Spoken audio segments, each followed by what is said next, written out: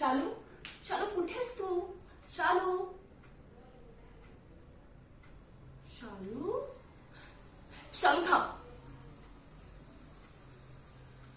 काय करतेस तू? हा, स्वतःचा जीव द्यायला निघालीस? शालू, अगं तू 12वीत पहिली आलीस. काय जगायचं नाहीये तुला? अगं अगं हा विचार तुझ्या डोक्यात आलाच कसा? त्या 2 महिन्याच्या प्रेमासाठी तू स्वतःचा जीव द्यायला निघालीस? तुझे बाबा स्वतःची ऐपत नसताना अख्ख्या गावात पेढे वाटतायत 12वीत पहिली आलीस म्हणून. त्यांची काहीच काळजी नाही का ग तुला? बाबांना वचन दिलं होतंस ना? बाबा, तुम्ही ही जी 2-4 घरांमध्ये अशी भांडी घासायची वगैरे कामं करता, ती तुम्हाला अजिबात करावी लागणार नाही. मी 12वी होऊन पुढचं शिक्षण घेऊन इन्स्पेक्टर होणार आहे. तुम्हाला तुम्हाला कधीच कोणाच्याच दारात जावं लागणार नाही. एवढं मला शिकायचं आणि मोठं व्हायचंय.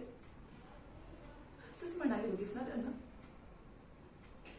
आणि आईचं काय?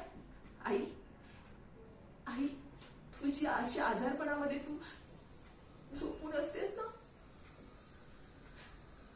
तुला मी एका एका मोठ्या हॉस्पिटलमध्ये नेऊ बरं करणार आहे. बोलली होतीस ना आईला स्वतःच्या?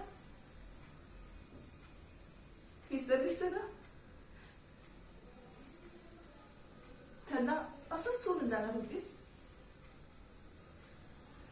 वा वा शानू वा, मानलं हा तुला मी. जा, तू जीव दे मस्त. आई बाबांचं काय तुझ्या? ते काय 2-4 घरामध्ये कामं करून स्वतःचं पोट भरतील आणि कुठे ना कुठेतरी मरून जातील. तसंही तुझ्याशिवाय त्यांना कोणीच नाहीये ना बघायला. जा जा, मर तिकडे, येऊ नकोस.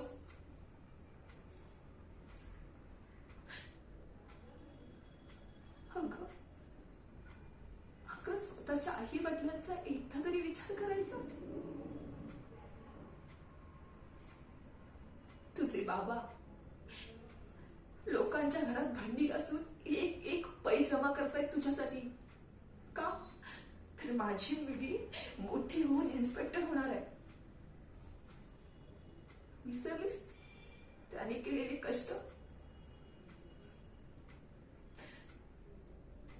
तुझी आई शालू, अगं स्वतःच्या आईचा तरी विचार करायचा.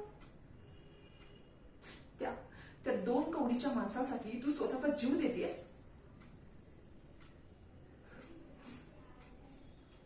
जा तू जीव दे.